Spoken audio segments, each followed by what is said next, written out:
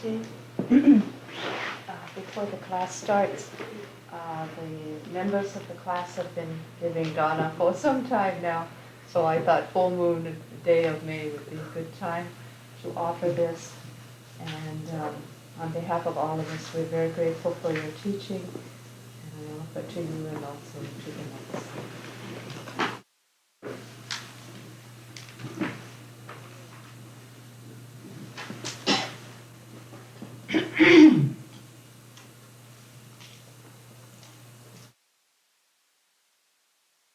Shall we start or?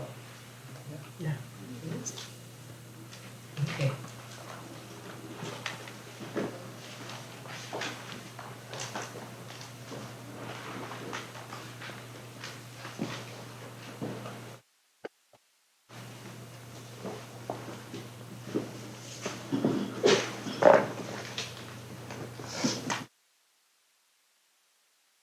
Come to Lokuttara Chaita,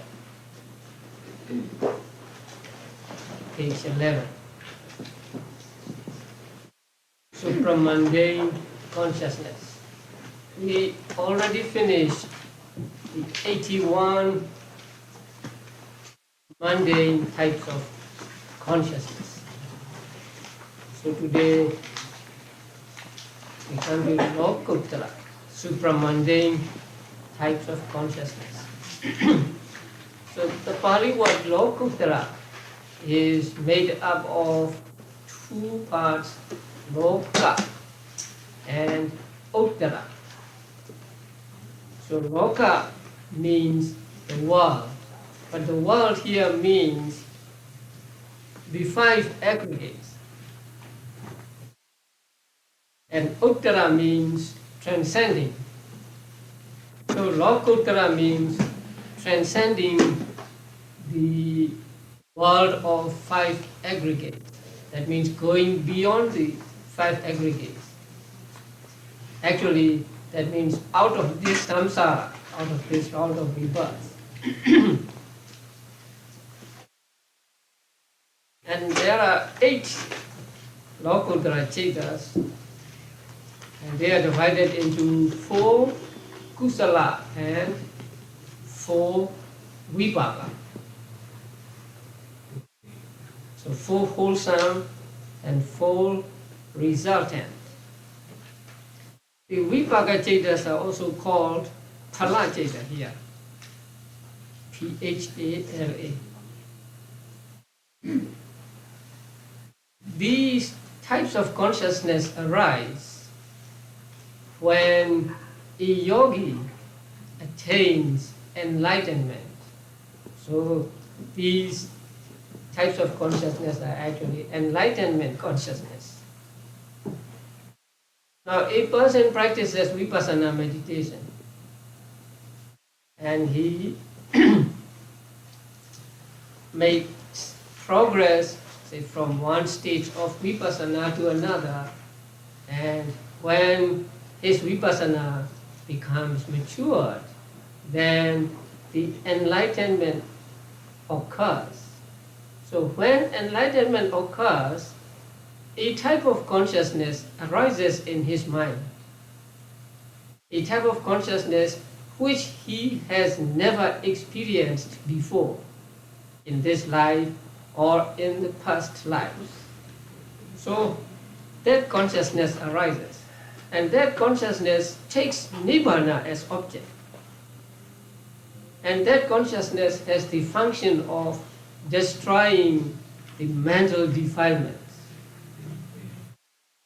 What we call enlightenment is just that, the arising of that consciousness, and that consciousness destroys the mental defilements.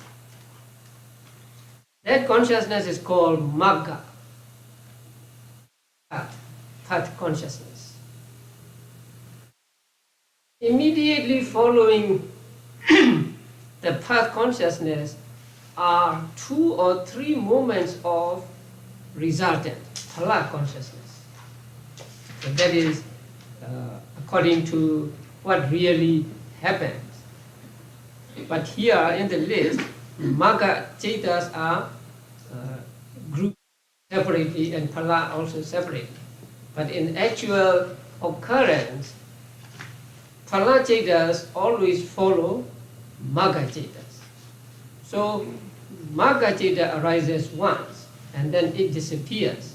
And immediately after the magga ceta, there are 2 or 3 moments of phala cetas.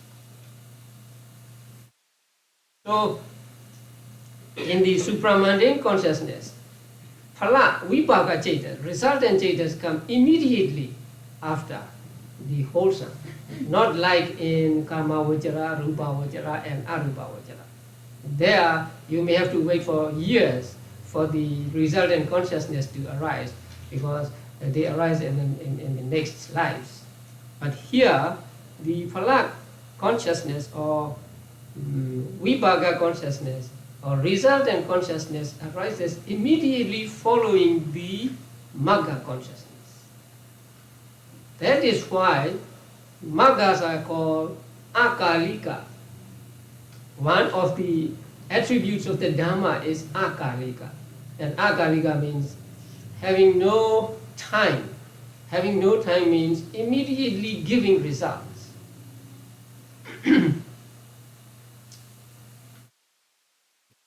So when a person reaches the first stage, that first stage is called Sotapatti, right?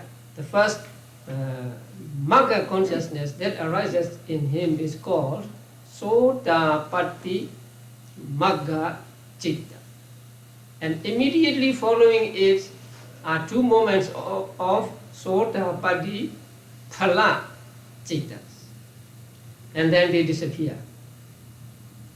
Later on, that person can again induce the phala cittas to arise, but not magga citta.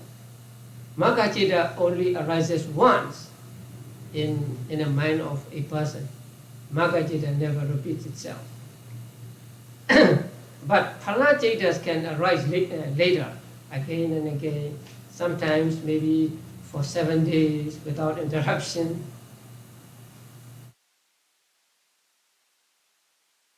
When a person reaches the first stage of enlightenment, he is called a Sotapatti, Sotapanna, right? But we have to understand two individuals or 2 persons here. The person at the moment of magga citta, and the person from the moment of phala until he reaches the higher magga citta. The first person is called Sotapatti magga person, and the second person is called Sotapatti phala person. And Sotapatti phala person and Sotapanna are the same. So, magga person is the one who is in that who is actually attaining enlightenment, and phala person is one who has attained enlightenment. Although magga moment and phala moment are very, very brief, almost imperceptible, but we differentiate these 2. The person at these 2 different moments as 2 different persons. Later on, we will have altogether 8 noble persons or 8 enlightened persons. So only there are 4 stages, but we say there are 8 enlightened persons. So the first one is at the moment of magga, and the second one is from the moment of phala until the next higher stage.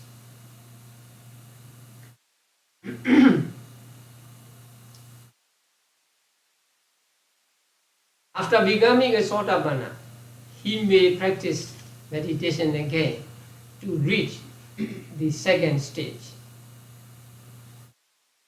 So he practices vipassana again, and then say the second magga citta arises in him. And immediately following the magga citta are 2 or 3 moments of phala citta, the same. So the second stage is called what? Sakadagami. I will explain the words later. So Sakadagami Magga and Phala Cetas are called Sakadagami Phala Cetas. So at the moment of Sakadagami Magga Ceta, he is called a Magga person. And from the first Phala Ceta until he reaches the third stage, he is called a Sakadagami Phala person. And then he practices again in one sitting or later. So he practices again and he reaches the third stage. And the third stage is called what? Anagami, non-returner. And immediately following that consciousness is called Anagami Magga Ceta. And immediately following the Anagami Magga Ceta are two or three moments of Anagami Phala Cetas. So at the moment of Magga Ceta, he is called an Anagami Magga person, and from the first moment of Phala until he reaches the next stage, he is called an Anagami Phala person. And then he practices again and he reaches a fourth stage, which is Arahantship. Again, Arahata Magga Ceta arises, and following it are two or three moments of Arahata Phala Cetas. So from the moment of Arahata Phala Ceta, he is called an Arahant. At the moment of Magga Ceta, he is called Arahata Magga person. So there are 4 stages of enlightenment, but there are 2 sets of Magga and Phala, Magga and Phala.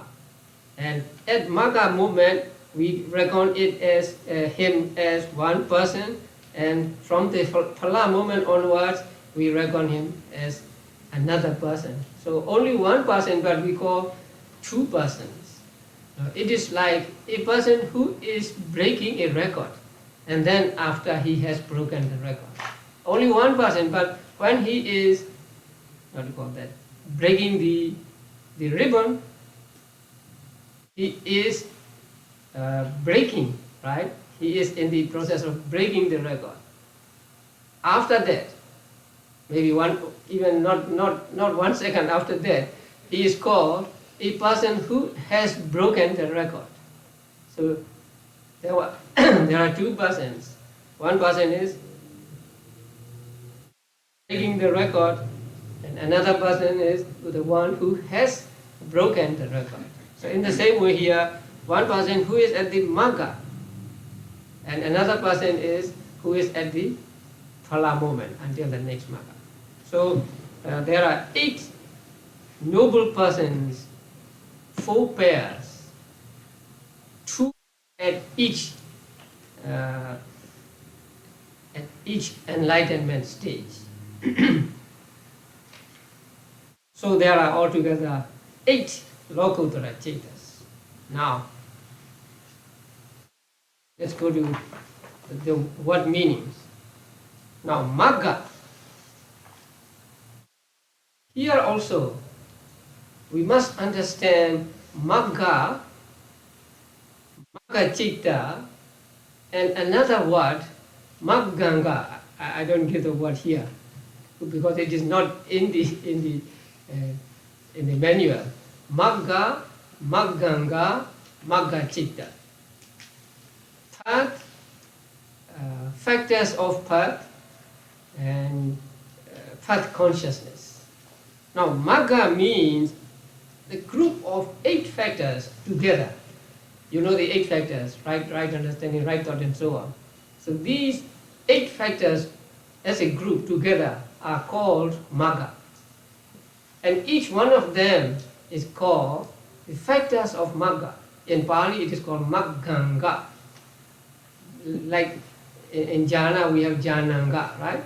So here Magganga. Anga means a part or a limb or a constituent. And Magga Citta means Citta accompanied by these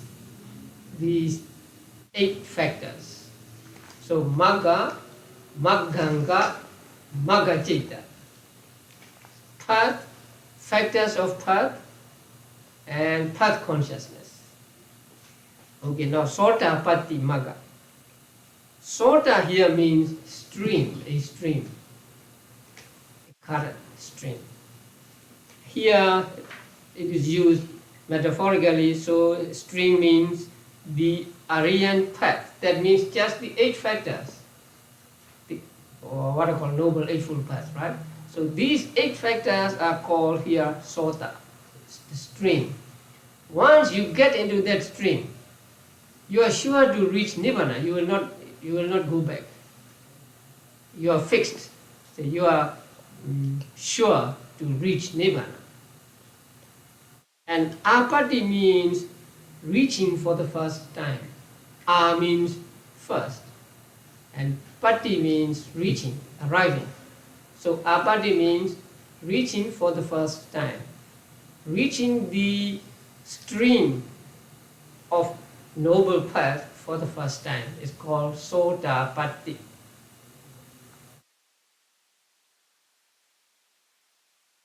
Because it is the first time that that yogi gets into that stream or gets into that flow, so that he will move on and on and on towards Nibbana, and after some lives he will attain Nibbana. So that is Sotapatti. Sotapatti Magga means Sotapatti Magga-citta means path consciousness obtained through reaching the stream of the noble path for the first time.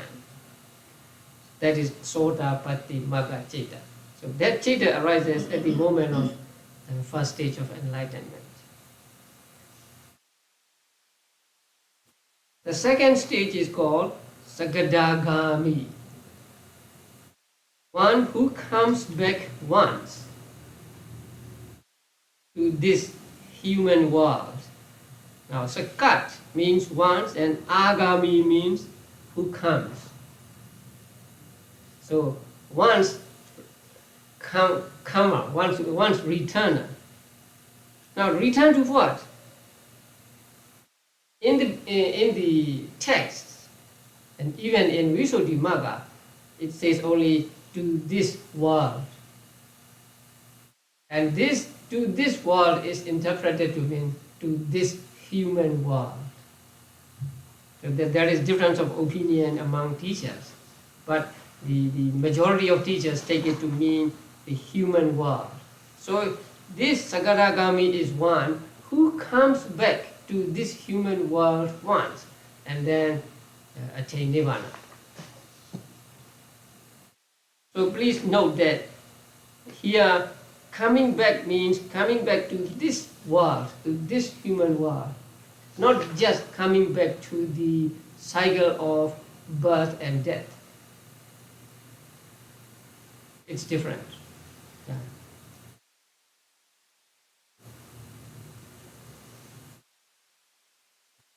That means he will become a Sagadagami as a human being. And then after this human life, he will be reborn as a celestial being, Deva. And then he will die as a Deva and reborn again as a human being. And he will attain Nibbana in that life.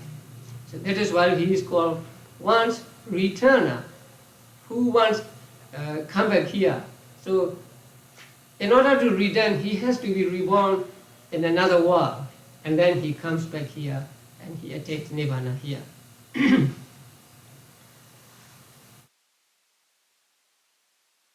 And the third stage is called Anagami. So N comes from Pali na, that means not. Agami means one who comes back.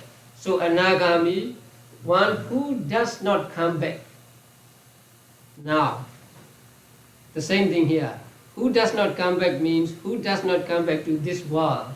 Here, it is interpreted to mean not the human world, but the sensuous world. That means human beings and also devas.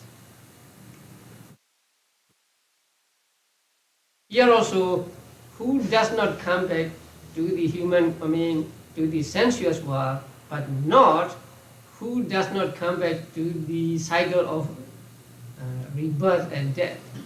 Because if you say he is not coming back to cycle of rebirth and death, he would be an arahant. So it is wrong to say that anagami is one who returns to this cycle of rebirth, who does not return to this cycle of rebirth, because he still have more rebirths as Brahmas, not as human beings, not as devas, but as Brahmas he has more rebirths. So what he does not come back to is to this sensuous world. That means if you become an anagami in this life, after death you will be reborn in the world of Brahmas, not in the human world or not in the world of devas, but you will be reborn as a Brahman. And then you may attain Nibbana in the first realm, or if not in the second realm, third realm, fourth realm, and the fifth realm, you will surely attain Nibbana. So an anagami is one who does not come back by way of rebirth to this sensuous world, to the world of human beings and to the world of devas or lower celestial beings.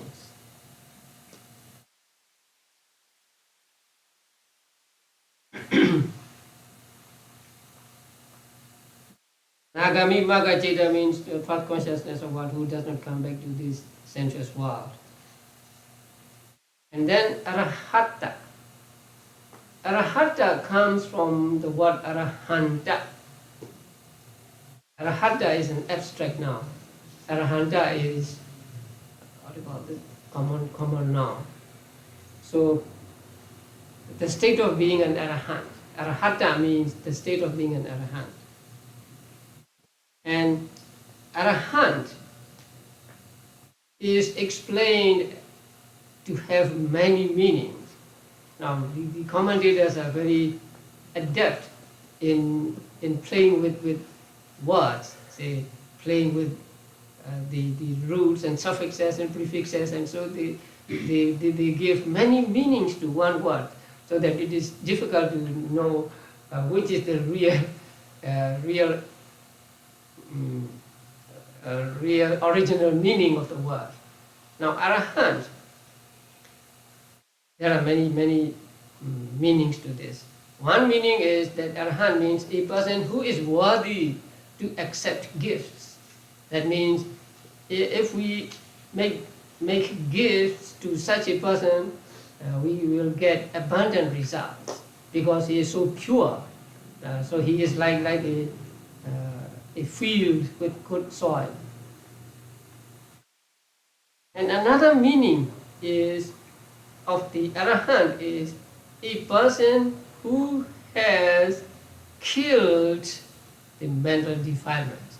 Actually, who has killed the enemies.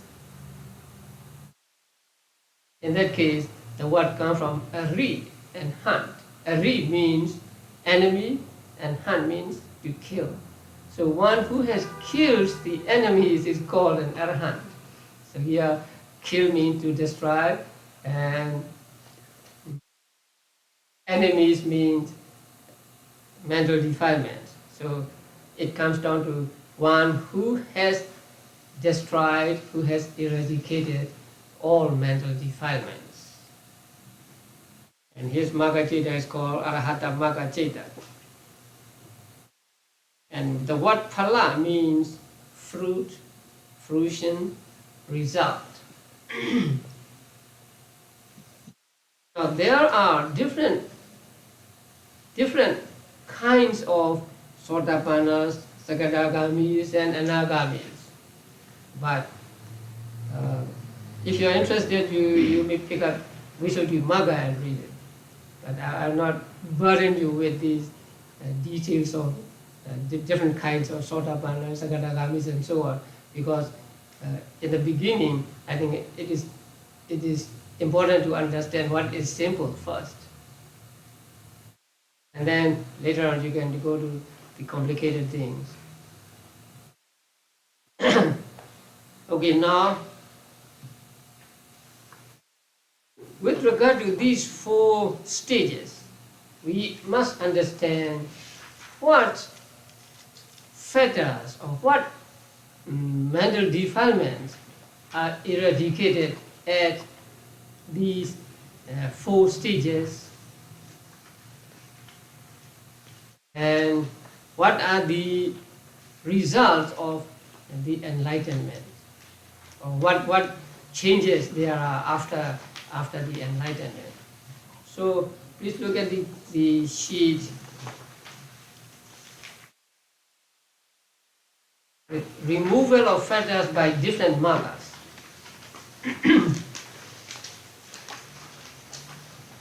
When describing the noble persons, Buddha used the 10 fetters. Actually, fetters and mental defilements overlap each other.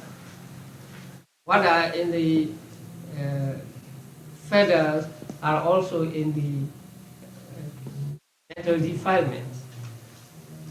So there are 10 fetters, and the first 5 are called lower fetters because they drag you down to lower states of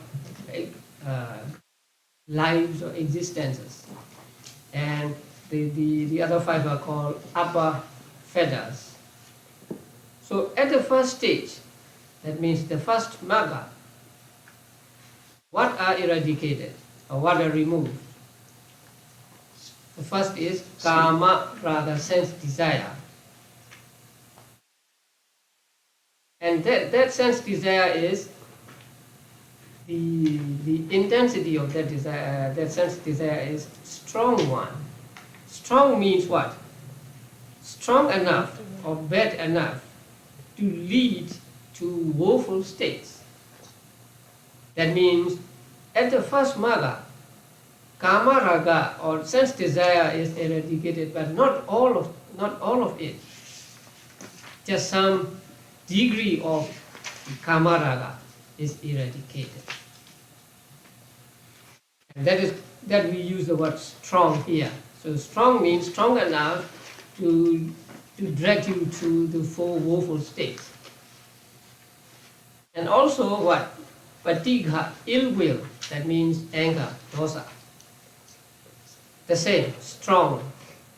So strong enough to lead to woeful states. And then the third one is what?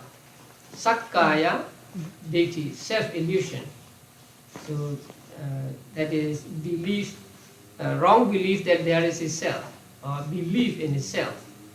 So that the Sotapanna eradicates all. All means total eradication. Not just one level of it or whatever, but all of Sakkaya deity, all of self-illusion, the first magga eradicates. So it will not arise in him anymore. And the next one is Silabbata Paramasa, adherence to habits and practices. Now the usual translation is adherence to rites and rituals. And here, adherence to rites and rituals means believing that the rites and rituals are the way to freedom from suffering. The right way to freedom from suffering. So if you believe that way, then you have this Silabbata Paramasa. So adherence to habits and practices means taking these practices to be the right way for liberation. Actually, it is wrong view, deity. So this also is eradicated totally by the first magga.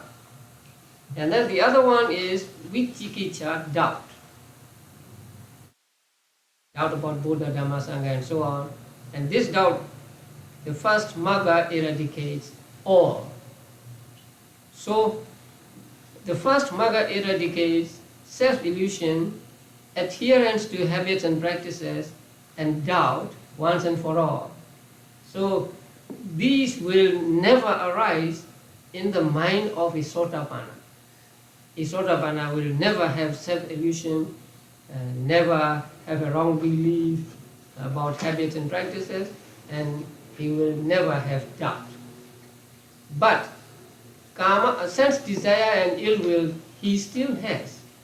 But his sense desire and his ill will are not strong enough to lead him to four woeful states.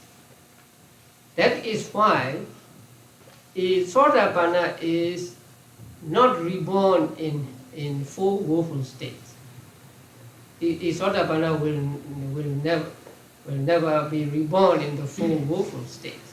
And that is because he has no mental defilements that are strong enough to take him to, or to lead him to these four woeful states.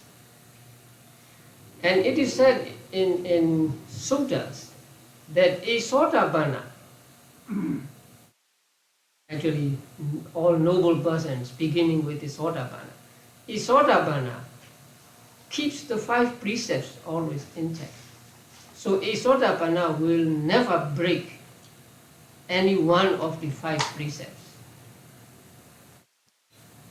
His purity of morals is accomplished at the moment of enlightenment. So a Sotapanna will never kill a living being, never steal, never lie, never drink. And it is said that a Sotapanna, if he does not reach any higher stages until the 7th life, then he may be reborn a maximum of 7 times or 7 lives. And in the 7th life, he will surely become an arahant, or he will reach the higher stages, or all the higher stages. So a Sotapanna is said to have only 7 more rebirths. Jewel Soda, Buddha said, they do not take an 8th rebirth. So at most they will take 7 rebirths. That is, if they do not reach higher stages in the intervening lives. For example, a person may become a Sotapanna here, then let us say he is reborn as a Deva. While a Deva, he may practice meditation again and he may reach the 2nd stage, 3rd stage and so on. So if so, he is no longer a Sotapanna, he becomes a Sakadagami, or he becomes an Anagami. But here, when we say he has maximum of 7 lives to go, means if he does not reach higher stages until the last life.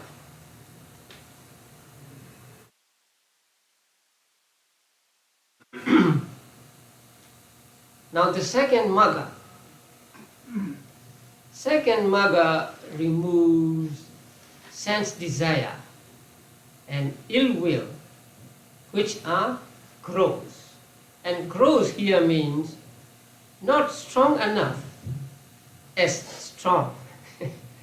Not strong enough as strong, but somewhat gross. Because here we have to understand that there are 3 levels of sense desire and ill will. Strong enough to lead to woeful states, not strong enough but still bad, and then the very subtle ones. So this second magga does not eradicate totally any more mental defilements, but it makes sense desire and ill will less intense. So it weakens, it makes these fetters weaker. They are already weak after the first stage of enlightenment. But after the second stage of enlightenment, they are much weaker. Maybe they are just a little bit of sense desire and ill will remains. So the second magga does not eradicate any more mental defilements, but it attenuates or it makes weaker the sense desire and ill will. So a Sagadagami still has sense desire and ill will. A Sagadagami is still capable of getting angry, but his anger will be very, very mild. Yeah. When a person reaches the third stage, or the third magga, eradicates sense desire and ill will, which are subtle, which are remaining actually. After that, there are no more sense desire and ill will. So we can say that the third magga, or the anagami magga, eradicates sense desire and ill will altogether. I mean, once and for all. So sense desire and ill will never arise in an anagami. Sense desire means desire for sense objects. So if a lay person becomes an anagami, can he live on as a married man, a married person? No. He cannot live as a married person anymore. Although he may lead a household life, but he is not capable of leading a married life. There was a potter by the name of Katikara during the time of Buddha Kassapa. He was a lay person and he was an anagami. But he led an unmarried life. So, after becoming an anagami, a person cannot live a married life, but he can still remain as a lay person. And it is said that by nature, an anagami always keeps 8 precepts. He doesn't have to take 8 precepts, but he will keep those 8 precepts. The most obvious of these precepts is not eating afternoon, right? So an anagami will not eat in the afternoon.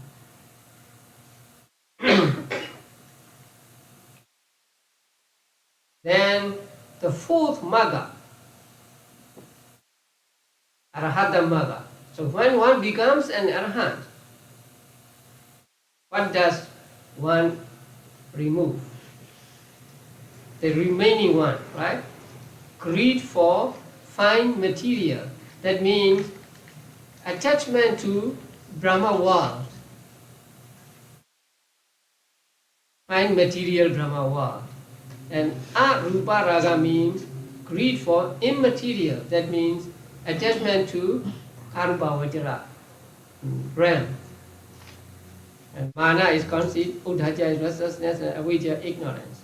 So these 5 are eradicated by the fourth magga. So when a person becomes an arahant, these 4 are also gone. Since the others are eradicated by the previous 3 maggas, and the remaining are eradicated by fourth magga. When a person reaches the fourth magga, or after reaching the fourth magga, that person has no fetters at all, or no mental defilements at all. So that person, an arahant, is totally free from mental defilements. However great the provocation is, he will not get angry. See, however attractive the object is, he will not be attached to it. So a person who has reached the 4 the fourth and final stage of enlightenment is totally free from mental defilements.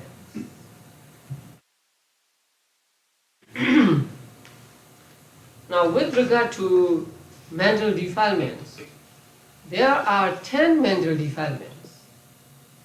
You'll find them in the 7th chapter. So, as to the mental defilements of, in Pali we call kilesas, the first magga eradicates wrong view and doubt, ditthi and vicikiccha, these two, total eradication. And the second magga does not eradicate anymore. It makes just others weaker. So no eradication here. And the third magga eradicates anger, dosa.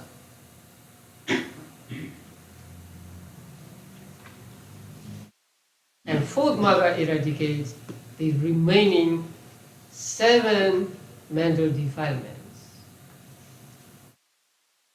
Now, an anagami has eradicated ill will or dosa altogether. So an anagami is incapable of getting angry. And he will not be afraid of anything, because fear is understood under dosa. It is a passive dosa. So when one reaches the third stage of enlightenment, and one will not be afraid of anything. He will not be afraid of death. So he is like an arhat in that case.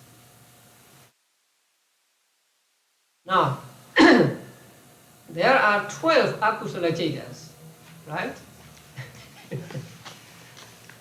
So, how many of the akusala cetas are eradicated by first magga? First, you must understand what mental defilements are eradicated. Wrong view and doubt. So, which are accompanied by wrong view? How many cetas are accompanied by wrong view? 4, right? And then 1 is accompanied by doubt. So, a Sotapanna eradicates 5 types of consciousness. So 4 accompanied by ditthi and 1 accompanied by doubt will not arise in him anymore. So 5 akusala cetas a Sotapanna eradicates. And the second, once returner. What does it eradicate? Nothing. Right? No more. What he does at that stage is just making the remaining ones weaker, but not totally gone. Okay. So what? Now third stage. When a person reaches the third stage, he eradicates. He removes sense desire and ill will altogether, right? So, what cetas does he eradicate? 2 accompanied by dosa, right? 2 accompanied by dosa, yes. Because he still has lobha. He has not destroyed lobha altogether, so he still has lobha. But he has no dosa, so he eradicates 2 dosa mula cetas. And then the 4th, arahant, he eradicates all the remaining akusala cetas. How many? 12. How many? Sotapanna eradicates 5. Anagami eradicates 7. 2. So 7. So remaining 5. Which are those remaining 5? Those not accompanied by deity from Loba Mula Citta. How many? 4. And then the one from Moha Mula Citta. The one accompanied by Uddhacca, restlessness. Right? So 4 types of consciousness accompanied by Loba but not associated with wrong view. And then Moha Mula consciousness accompanied by restlessness. So 5, now among 12 akusala cetas, 5 are eradicated by the first stage, and 2 are eradicated by the third stage. 5.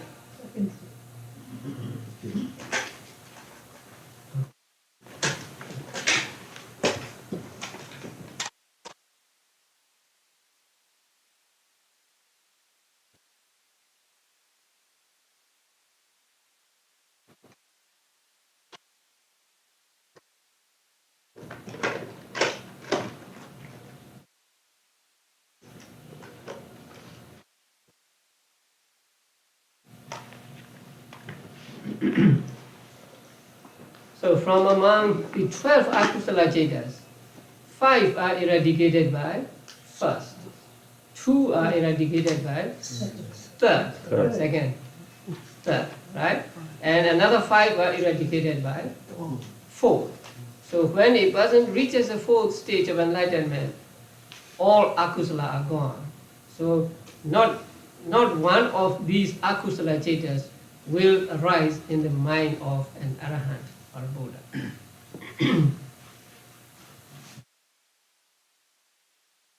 Okay, now we find only 8 Lokuttara cetas, kusala and vipaka, and no kiriya, right? In the Rupa Vajra there are 5 kusala, 5 vipaka, 5 kiriya. And in Arupa Vajra also there are 4 kusala, 4 vipaka, and 4 kiriya. So here, why are there no kiriya in Lokuttara, in supramundane consciousness? So the answer is given on the sheet. The first answer is because Magga Citta arises only once. If Magga Citta arises more than one time, it will become a functional kiriya consciousness.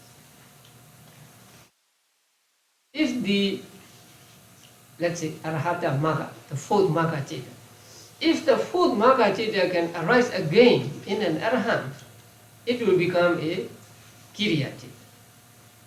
But Magga Citta arises only once in the mind of a person. It will never repeat itself. Why? In this country, people always ask, why? So, because Magga Citta arises only once, there is no kiriya consciousness in Lokuttara cetas. Okay, why? Because it can accomplish its function by arising once, just by arising once. Its function is to eradicate mental defilements. It can eradicate mental defilements just by one stroke. It doesn't have to arise again to eradicate mental defilements. So it can do its function just by arising once.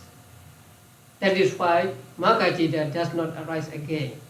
That is why there is no kiriya in Lokuttara cetas.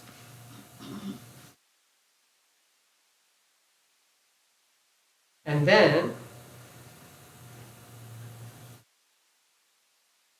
for living happily in this life, that means to enjoy the bliss of liberation, there are phala-citas. That means, if a magga-citta can arise again and again, magga-citta takes nibbana as object, right? So it would be very,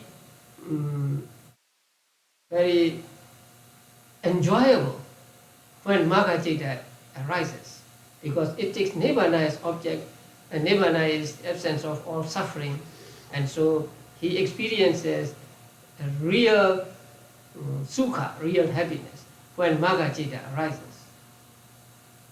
Then after the arising and disappearance of that magga-citta, if he wants to enjoy that bliss again, what must he do? He enters into phala attainment. So that job, that responsibility is taken by phala-citta, responsibility of enjoying the bliss of emancipation. So magga-citta doesn't have to arise again for that purpose, because that purpose is taken care of by the phala-cittas. That is why magga-citta can arise only once. And since it can arise only once, there can be no kiriya in lokuttara citta.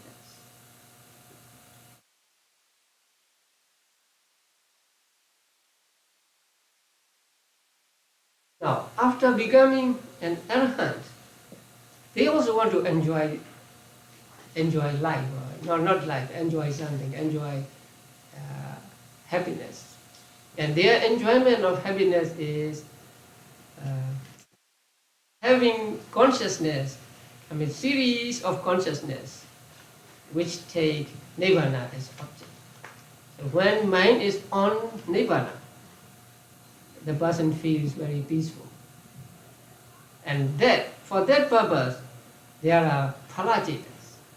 So after becoming an enlightened person, after becoming a sotapanna, that person can enter into the sotapatti phala attainment whenever he likes.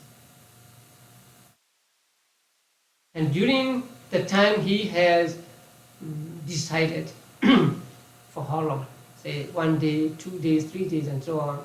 So during that time, only phala-cittas will arise uninterruptedly for as long as he wishes.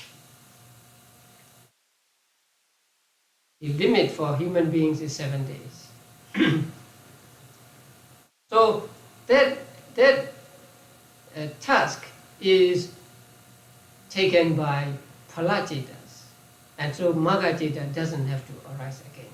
That is why there are no kiriya-cittas in the lokuttaras, only 8 lokuttara-cittas and not 12 lokuttara-cittas.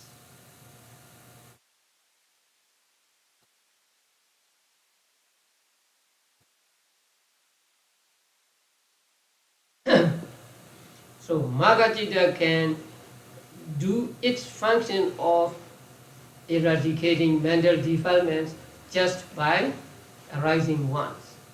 So if it can eradicate just by arising once, there is no use of its arising again. That is why it arises only once. And for living happily in this life, that means for the enjoyment of bliss of emancipation, there is phala samapatti, phala attainment. So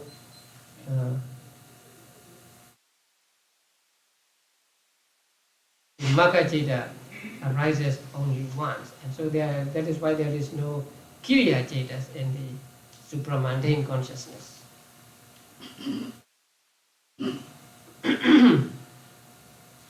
So up to now, we have come to the end of 89 cittas, right? So 81 mundane cittas and 8 supramundane cittas. So altogether there are 89 types of consciousness. Now let's go back to the beginning. How many are akusala? 12. How many kusala?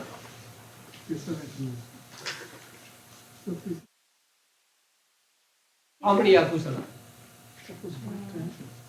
8, 5, 3, 4, right?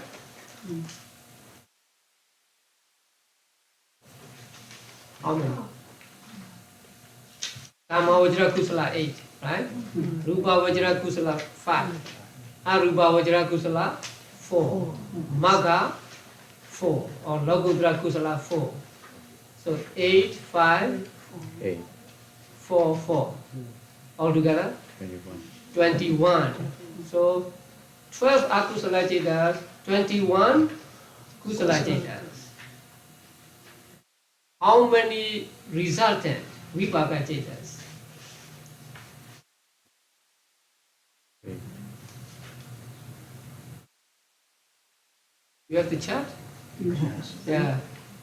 So 17.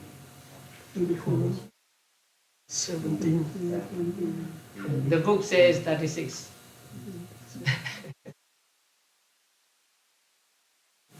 15 from Ahituka, right? 8 from Kama Vajra Kusala. I mean Kama Vajra Sobana. 5 from Rupa Vajra. 4 from Arupa Vajra. And 4 from Lokuttara. Right? Phala and Vipaka say. So altogether 36. And how many Kiriya Chetas? 3, 8, 5, 4. 20. Okay, once again. Akusala 12. Kusala 21. You can think of it this way. Kusala and akusala are opposite of each other. So 12 and 21. Yeah, right. So kusala 21, vipaka 36, and kiriya 20. Okay. Then how many kama vajra chetas? How many types of consciousness pertaining to sensual sphere? 54. And how many are rupa vajra? 15. How many are arupa vajra? 12. And how many are lokuttara? 8.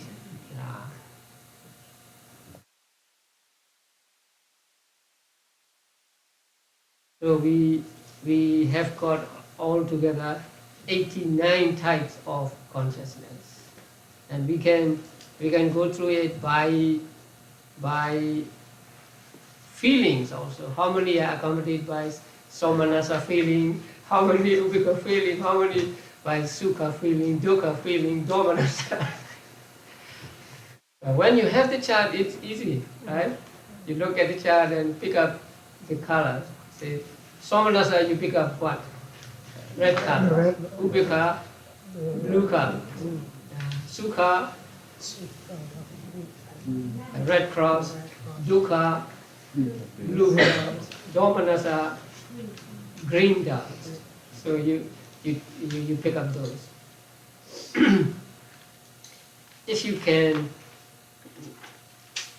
make copies of the dots without colors, small size, and then you can fill in the just the chetas. Let's say kusala. Then you put the colors for kusalas only, and then leave other blank, something like that. If you can do that, it was very helpful. But it takes time, and you need real good concentration. If you make one mistake, you have to do it from the beginning. Okay, so let's say akusala, kusala, vipaka, kiriya. And then kama vajra, rupa vajra, arupa vajra, Lokuttara. Right. Let's go into some detail. Akusala 12, right? More detail.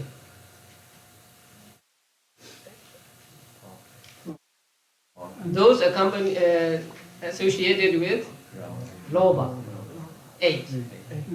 Those associated with Dosa, 2. 2. And those with Moha, 2. Right. And then let's go to Ahituka. The first column. 7 resultant of what? Akusala. Right. And then 8 resultant of kusala. And then 3 functional. Altogether 18. And they are called what? Ahituka, rootless. Right. And then the next group is Beautiful Jesus. Kama Vajra Sobhana, beautiful sense spheres, right? That's easy. 8 kusala, 8 vipaka, resultant, and 8 kriya. Very good. And then next group, Rupa Vajra. 5 kusala, 5 vipaka, 5 kriya. And then next group, Arupa Vajra. 4 kusala, vipaka, and 4 kriya. Okay. How many first jhana? First jhana chetas. Among 27 Mahagata chetas. You remember the word Mahagata? Yeah. 15 Rupa Vajra and first Arupa Vajra. So there are altogether 27. How many first jhana chetas there? Cross. 3. Second jhana? 3. Third jhana? 3. Fourth jhana? 3. Fifth jhana? 12, 15. 15. 3 from Rupa Vajra and all 12 Arupa Vajra. Arupa Vajra are reckoned as 5th jhana, right? So 3 first jhana chetas, 3 second, 3 third, 3 4, and then 15 5th jhana chetas. Very good. So when we add up all until including the 12 Arupa Vajra chetas, we get 81 types of consciousness, and they are called Lokiya, right? Pertaining to Loka, I mean this world, world of 5 aggregates. And then we transcend the world and we get into supramundane types of consciousness, Lokottara. Now how many Lokottara chetas are there? 8 Lokottara chetas. 4 are Kusala and 4 are Vipaka. And Kusala, Lokottara Kusala chetas are also called Magga chetas. Lokottara Vipaka chetas are also called Phala chetas. Okay. What are the 4 Magga chetas? You remember them? At least in English. Stream entry. Let's say in English first. Stream Stream, entrance, once returner, non-returner, and arahant. In Pali, if we talk about the stage, we use the word Sotapatti. Right? But if we talk about a person, we call Sotapanna. Say Sotapatti or Sotapanna, and then Sakadagami, Anagami, and Arahant. Yeah. So Magga Ceta, and then Phala Ceta immediately follows the Magga Ceta. And then the Phala Ceta can arise again and again in that person. Okay, now we come to the 89 types of consciousness. But, or say we come to the end of the 8 Lokuttara types of consciousness. Now these Lokuttara chetas can be 40. it depends on what kind of Magga Citta arises in a given person. And in order to understand it, it's a little complicated. Now first, you have to understand that the jhana cittas and also Magga cittas, when they arise, they are accompanied by citasikas. Among the citasikas, there are the 8 factors of path and 5 factors of jhana. So when a Lokuttara citta, let's say Magga citta, when a Magga citta arises, there are 36 citasikas arising together with it. And among them, Vitakka, Vichara, Piti, Sukha, Vedana, and Ekaggata. They are present with the Magga citta. That first we must understand. Okay. There are different kinds of people getting, say, Magga citta and Phala cittas also. There are those who practice vipassana only. These people are called dry vipassana practitioners, like we are. We are dry vipassana practitioners. So we do not practice jhana, we do not get jhana, but we just practice vipassana. So a person who practices vipassana only, no jhana, and when he attains, let's say, first Magga, then there will be 36 citasikas with it, and among them, Vitakka, Vichara, Piti, Sukha, Ekaggata. So his Magga citta resembles the first jhana of Rupa Vajra, right? First Rupa Vajra jhana citta is accompanied by how many factors of jhana? 5.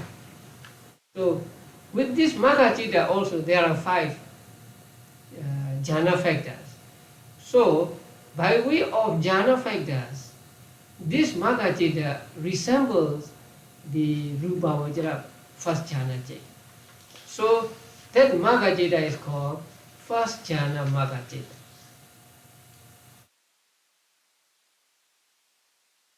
Sometimes a person may have attained jhanas, but when he practices vipassana meditation, he does not make use of those jhanas. He simply practices meditation on what are called miscellaneous formations, that means mind and matter. And when he gets Magga, his Magga will be accompanied by all 5 factors. So his Magga will resemble, again, first jhana.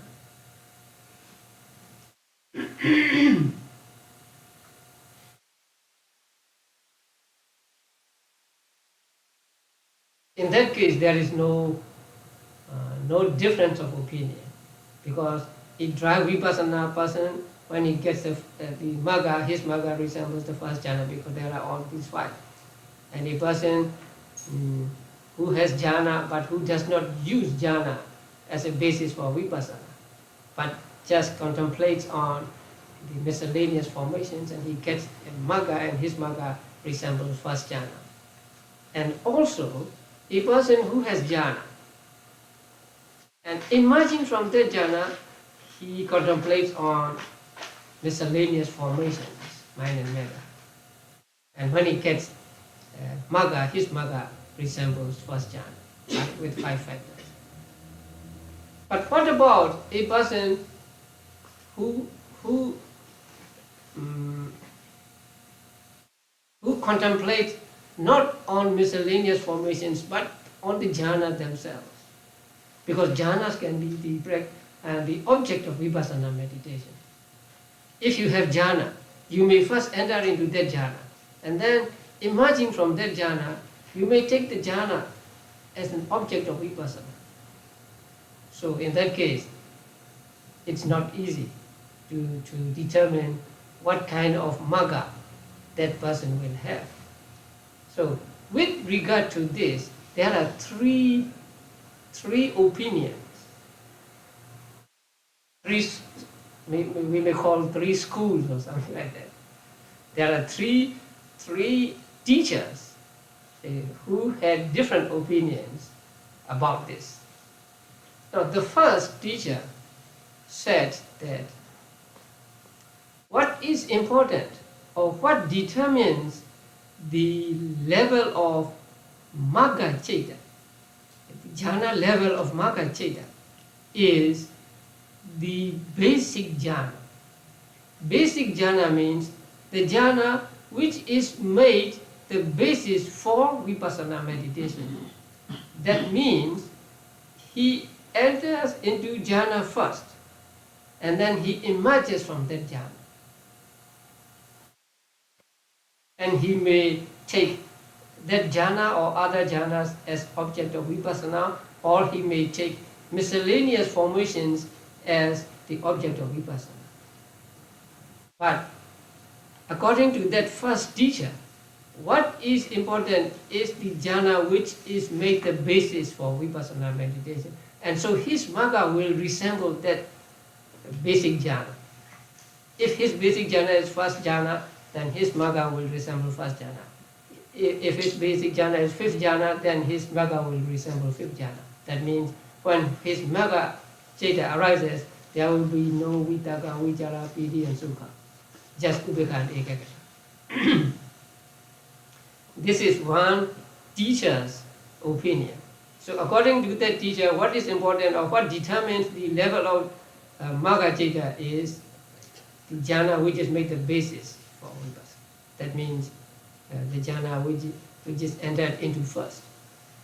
Now there is another teacher who said, what is important is not the jhana which is made the basis, but the jhana which is make the object of vipassana. Now, a person may enter into first jhana, and then he will emerge from that jhana, and he will practice vipassana on second jhana, or third jhana, fourth jhana, fifth jhana. So,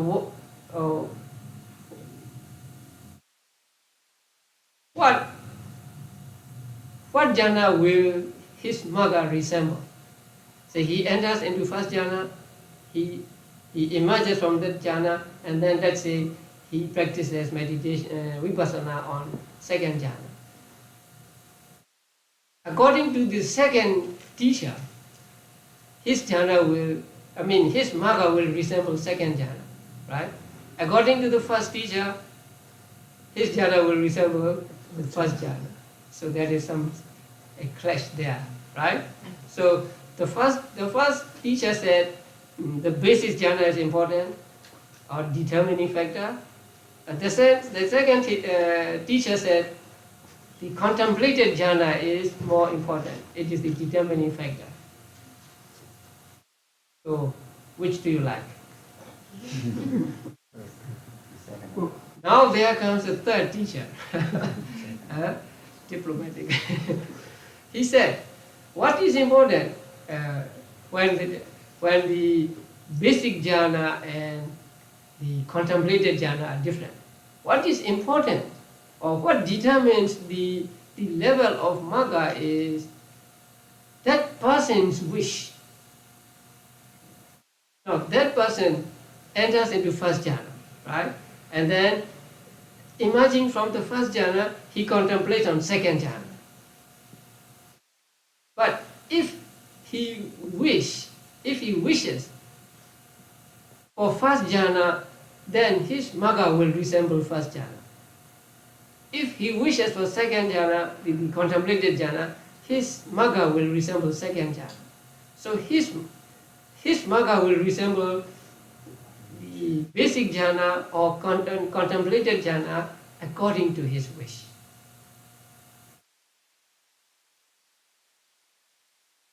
You understand, right? Okay. Then, if he has no particular wish, what will happen? the higher jhana. It will resemble the higher jhana. So if he makes first jhana as a basis and second jhana as contemplated jhana, and he has no particular wish, then his magga will resemble second jhana, because second jhana is higher than first jhana. Now you understand, right? Oh, then look at the chart.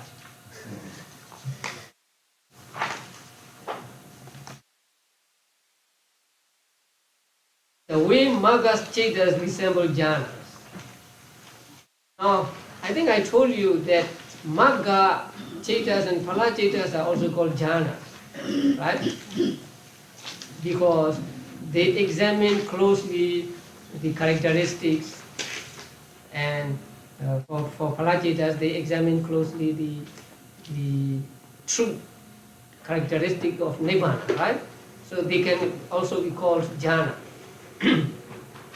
Here also they can be called jhana, or they are called jhanas, because they examines closely the characteristic.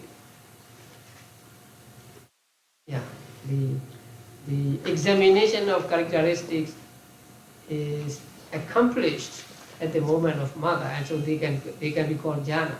But another explanation is that they resemble jhanas. That's why they are called jhanas. Now we must understand that magga citta and jhana citta, right? If it is jhana citta, it is not magga citta. If it is magga citta, it is not jhana citta actually. But here magga citta is called first jhana magga citta. We are using both here. First jhana magga citta, second jhana magga citta, third jhana magga citta, and so on. Why jhana and magga combined here? So when we combine these two names and say first jhana magga citta, we mean the magga citta which resembles, which is like the first rupa vajra jhana. But it is not jhana, because if it is rupa vajra jhana, it must take concepts as object, like kasina, sign, and so on, right? But if it is magga citta, it must take nibbana as object. So they are different. If it is jhana, as we know it, it must take concepts and others as jhana. But if it is magga, it must take nibbana as object. So when we say first jhana magga citta, we mean the magga citta which resembles the first jhana in terms of factors of jhana. So here, the first is the basic jhana, right? First column, and the second column, contemplated jhana, and the third column, person's wish, and the fourth column is the resulting or arising magga. So, suppose a person makes first jhana as basic jhana. That means he enters into first jhana. And then after emerging from that jhana, he contemplated on. That means he practiced as vipassana on miscellaneous formations. That means mind and matter.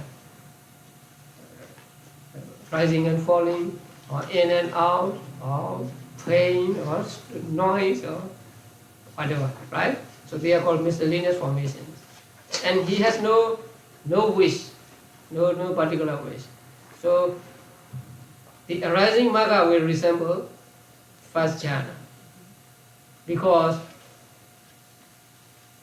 all these 5 jhana factors will be present with that jhana citta, because the person has no disgust for any of the jhana factors.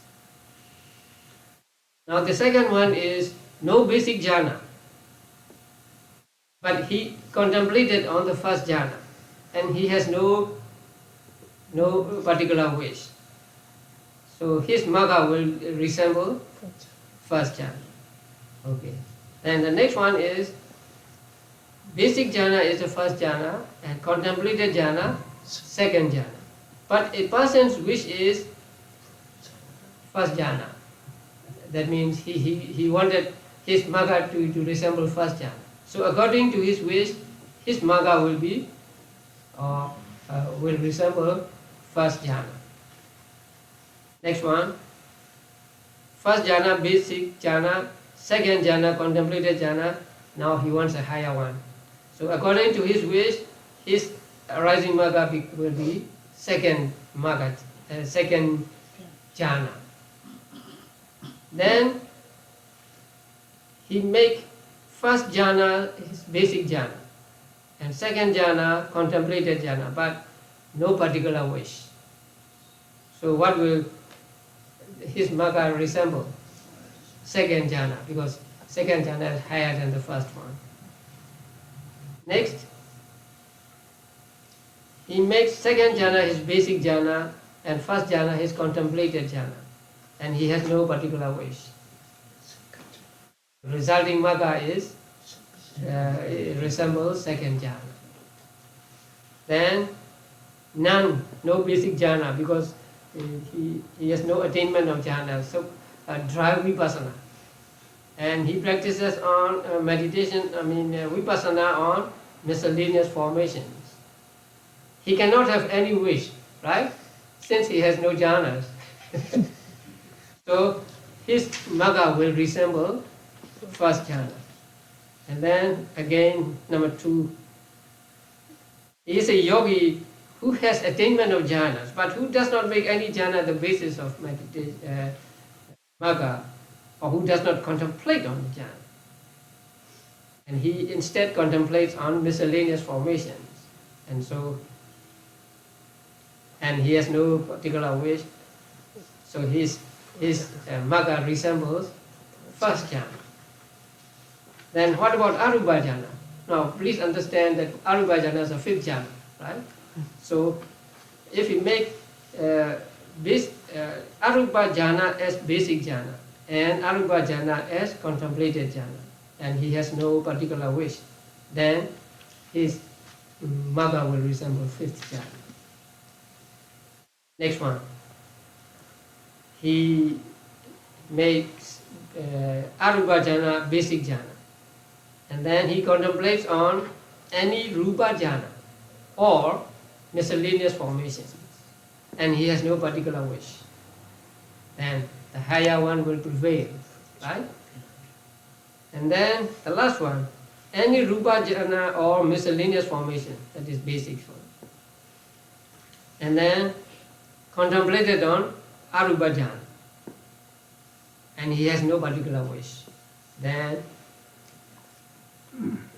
his magga will resemble fifth jhana. Now this chart is not comprehensive. You can put many things here, but please understand that there must be basic jhana, contemplated jhana, and person's wish. So if there is no person's wish, then the higher jhana will prevail. But if there is a wish, then according to his wish, then the magga will resemble first jhana, second jhana, and so on. Now this, since magga jhana and magga citta can resemble first jhana, second jhana, third jhana, fourth jhana, and fifth jhana, there are said to be 5 sotabadi magga cittas. Similarly, there are 5 sakadagami magga cittas, 5 anagami magga cittas, 5 arahata magga cittas. So we get 20 kusala, lokuttara kusala. The same with phala cittas. 5 sotabadi phala cittas, 5 sakadagami phala cittas, 5 anagami phala cittas, 5 arahata phala cittas. And so we get 40 phala cittas. 20 phala cittas. So if we add up these two, we get 40 lokuttara cittas. So 8 lokuttara cittas become 40 lokuttara cittas because each one of the 8 lokuttara cittas can resemble each one of the 5 rupa vajra jhanas in terms of factors of jhana. So if we add 40 to 81, we get 121 types of consciousness, right? Yeah. So that is why we always have to say 89 or 121, 89 or 121. For beginners, it's confusing. Why not say 81 or 121? Not both. But we have to say this because in one way there are 89, in another way there are 121 types of consciousness. If you are interested to learn more about the basic jhana, contemplated jhana and so on, you can read Visuddhimagga or the Atthasalini. Atthasalini is the commentary on the first book of Abhidhamma, and it is translated in English as expositor.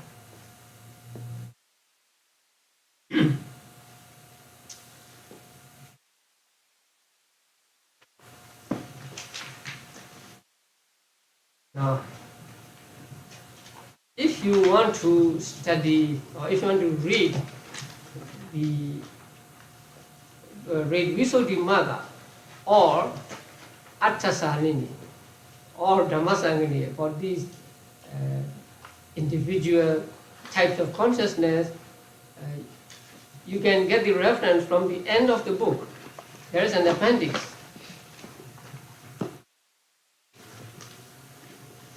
On page 376, Appendix 1, textual sources for the 89 and 121 Chetas. So these are the textual sources. So if you want to read about the first Akusala Cheta rooted in greed, then you read Dhammasaṅgaha, paragraph number 365, or Visuddhimagga, chapter 14, paragraph numbers 90-91, and you can read Atthasalini or Expositor, page 336, like that. So, if you want to go to the text themselves, you may read those books. This chat is very helpful when you want to find these chetas in the text, because the order given in this manual and the order given in the Abhidhamma books is different. The order given in the Abhidhamma books themselves begins with Kusala Chetas, Akusala Chetas, and then Vibhaga Chetas and Kriya Chetas, like that. So you get Kamavajra Kusala, Rupavajra Kusala, Arupavajra Kusala first, and then Kamavajra Vibhaga, Akusala, next Akusala, and then Kamavajra Vibhaga, Rupavajra Vibhaga, Arupavajra Vibhaga, and then Kamavajra Kriya, and so on. So the order given in this manual and in the Abhidhamma books is different. So this chart is very helpful. You can find them very easily now. That is, if you have the books Dhammasaṅgaha and Visuddhimagga and Atthasalini. Now Visuddhimagga is translated into English by Jnana Mori as path of purification. And so you can use these references because they are chapter, not chapter, they are paragraph numbers.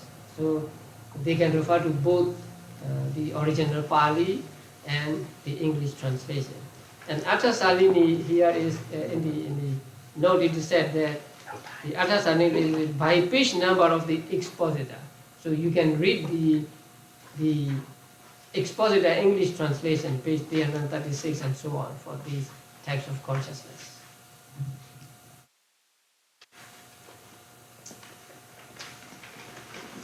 Okay. Sadhu, sadhu, sadhu.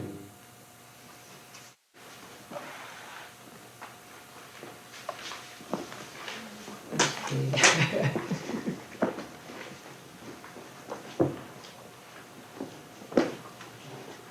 Questions? May I have a question? We got the level of enlightenment that we go through here.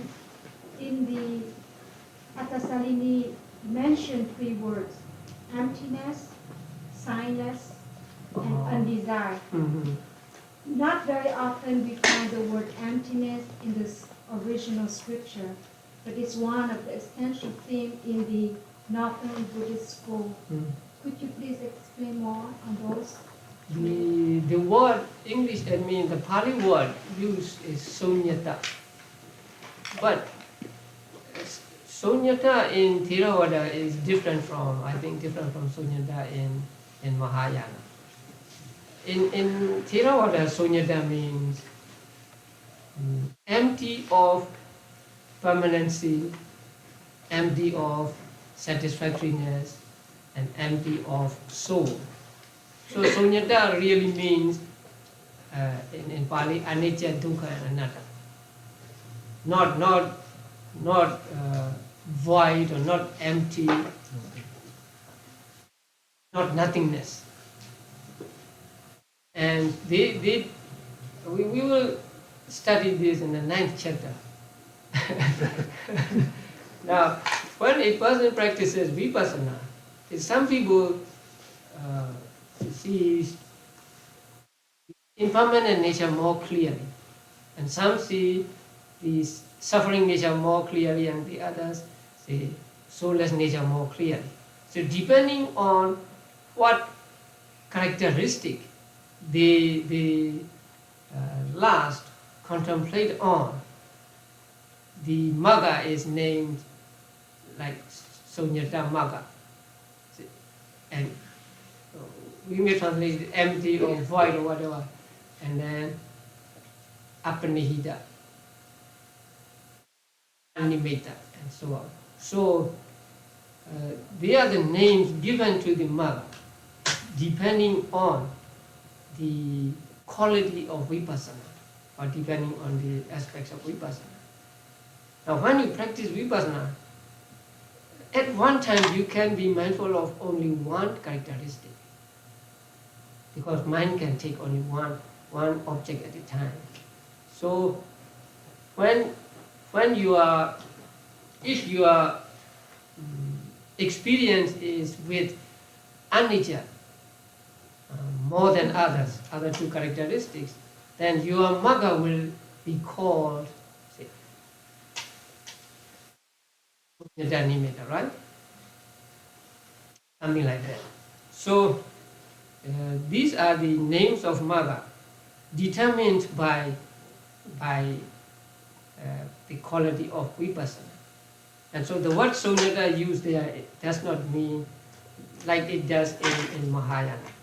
It means just devoid of permanency, devoid of satisfactoriness, devoid of soul.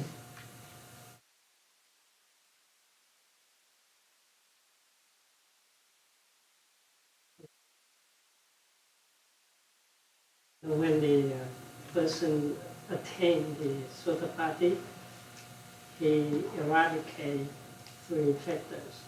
One is self-delusion. How come he still has mana? Because usually mana, because you have your self-delusion. So how come you eliminate self-delusion and you still have mana?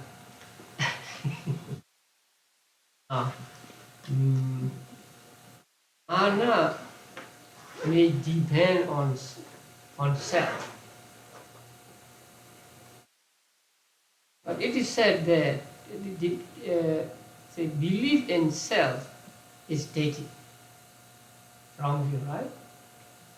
And mana is just what you call, say, thinking of oneself, I. So it is said in the book that deity and mana cannot arise together. So although there is no deity in the Sotapanna, there can still be mana. When we come to the second chapter and learn about the combination of cetas and cetasikas, so we'll see that deity and mana arise separately, not together. although there is no deity in a Sotapanna, there can still be mana. But I think the mana experienced by Sotapanna and others until Anagami is very subtle. Not like finity as we have.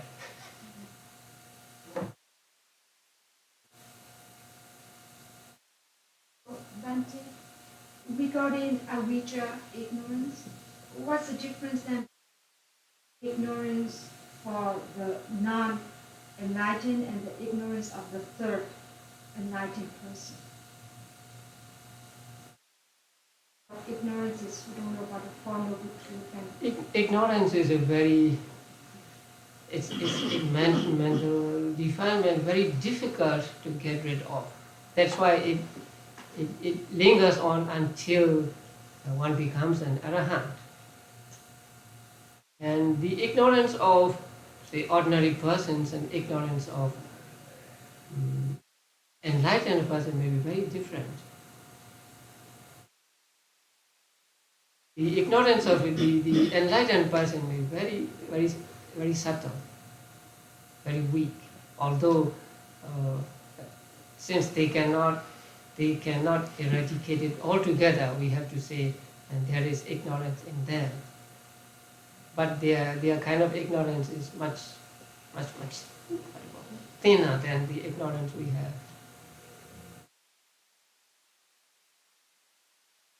Laziness. No, No? always Oh, it's moha.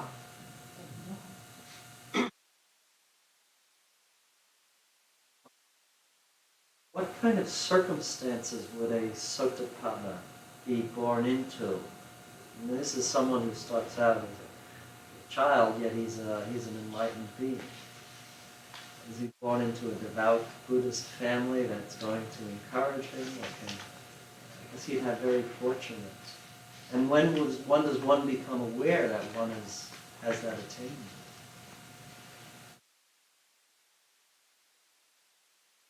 After some time after his birth, he will become aware of his being a Sotapanna. But even if he does not know he is a Sotapanna because he is too young, it is said that he will not say, kill any living beings and so on.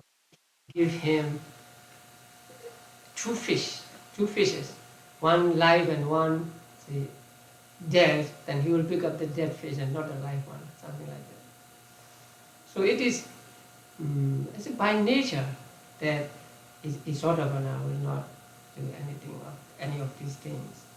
And immediately after his rebirth as a human being, he may not know that he is a Sotapanna, he is too young to understand. But after some time, a few years old, then he will realize that he is a Sotapanna.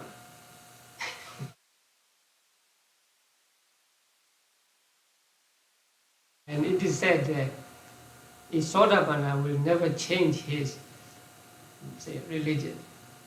So even if he is born to a Christian parents, he will not become a Christian. You know, the worldlings are called Putujana. One meaning of that Putujana means looking at the faces of many people. That means you're not sure who you are, what your religion is, and so you look at this teacher, that teacher, like that.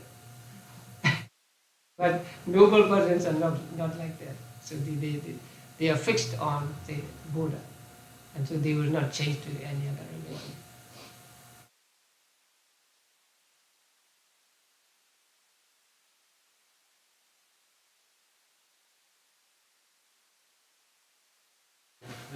You know, when you talk about arupa jhana, when you like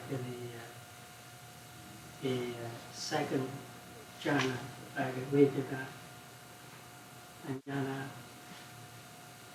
you take the the first jhana consciousness as the object.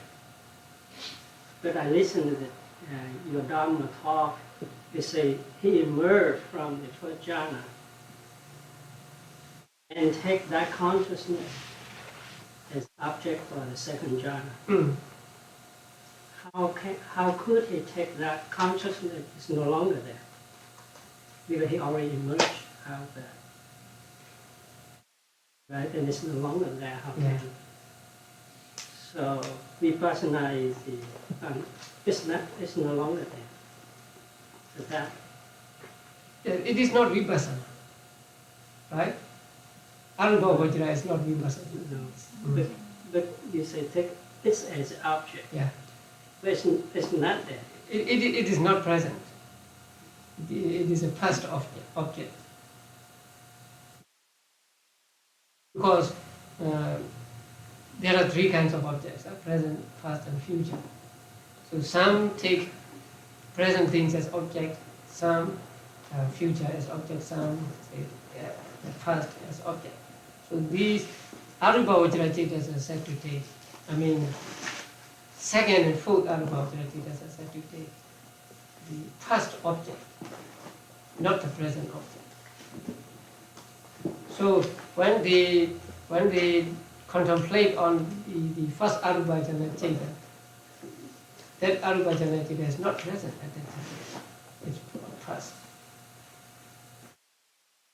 It is not vipassana.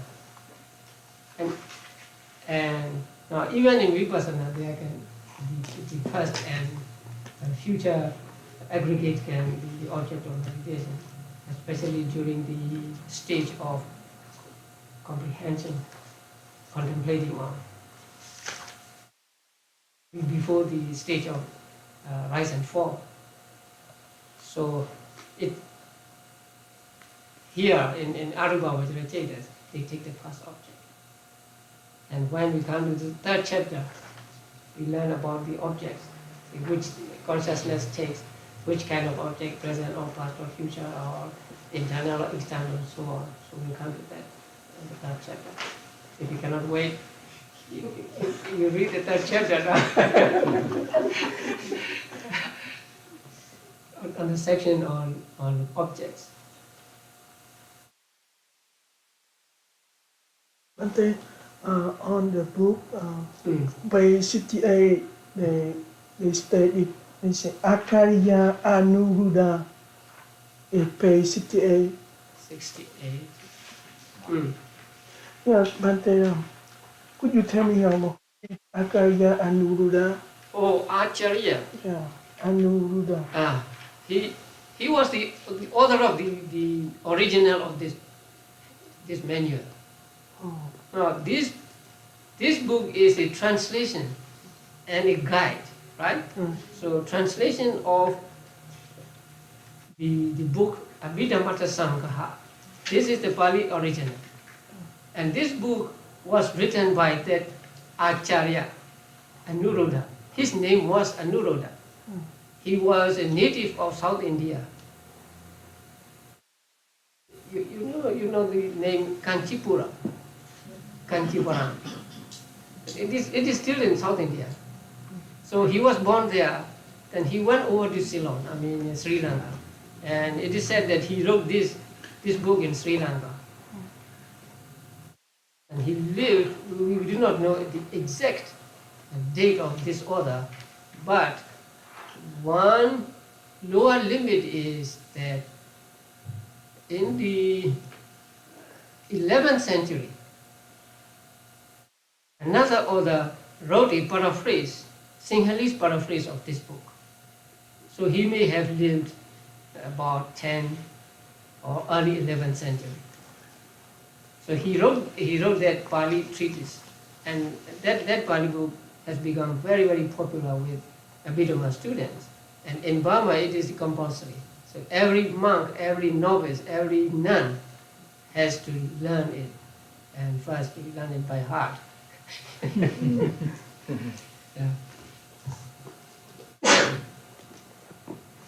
So that's it. Can you tell us something about Bhikkhu Bodhi as well? Bhikkhu Bodhi. The person who edited this version. I don't know much about him, but he is an American. And he has a degree in psychology from New York. He became a monk and he spent some time in Washington DC at the Sinhalese Vihara, Sri Lanka Vihara. So I first met him there. At that time he was giving lectures on Buddhism. And later he went to Sri Lanka and he lived with Jnana Bonika and worked at the Buddhist Publication Society. So when I taught Abhidhamma here, taking Narada's book as a text, because this book is not in existence, so I pointed out some errors in Narada's book. And those were noted down by one of my students. And when she went to Sri Lanka, she told these about these to Bhikkhu Bodhi.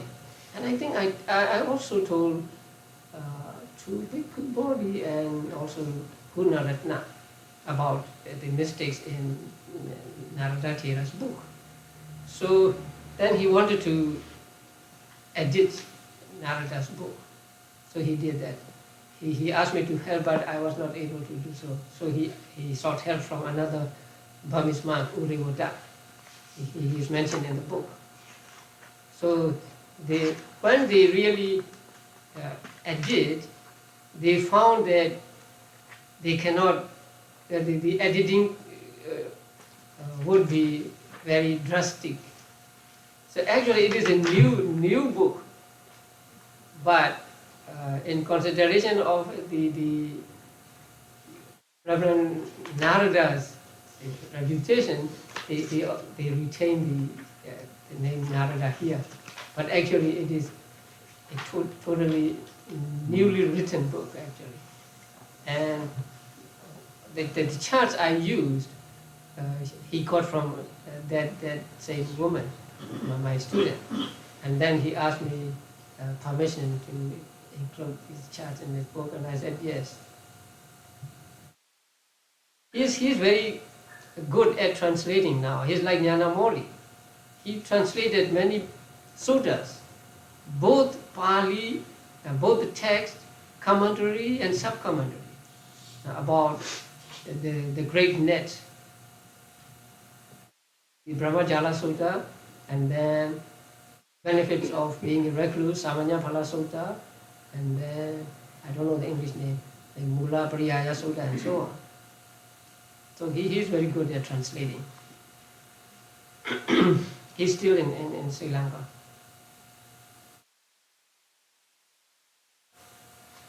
Actually, Uriwada wrote some of it, and then he sent his writings to Bhikkhu Bodhi, and Bhikkhu Bodhi edited them.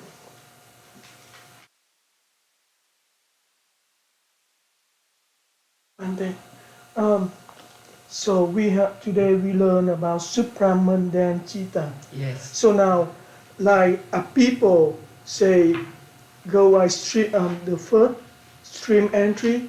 So how do we know right now if we know that Buddha know, but if not Buddha, so someone can tell if people go to have a stream entry? That is very, very difficult to know whether a person has reached the first stage or not. Simply because we cannot get into his mind and see it for ourselves. So what we can do is just watch him, watch that person, and see whether he is still capable of telling a lie or killing an insect or something like that. So if he does not do any of these things, and he might be, because it is very difficult to decide.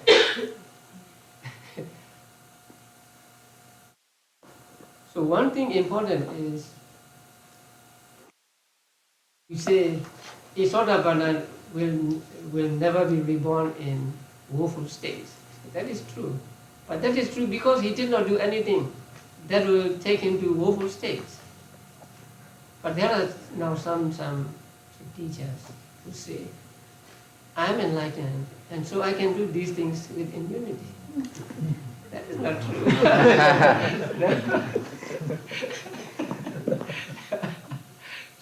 So since I'm enlightened, I can drink, I can take some drugs. Yeah.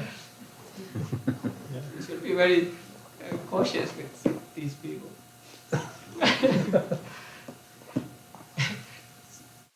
No. See, the fire doesn't burn my hand because I don't take hold of fire, right? If I take hold of fire, I will burn.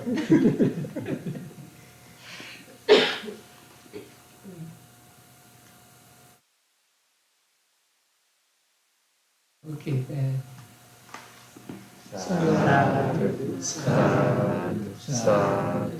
Like that, this class will be starting at 7:30. Mr. Kam suggests that we start class at 7:30 instead of 7.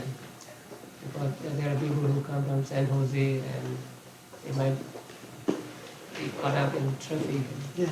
If it is good for you, it's good for me.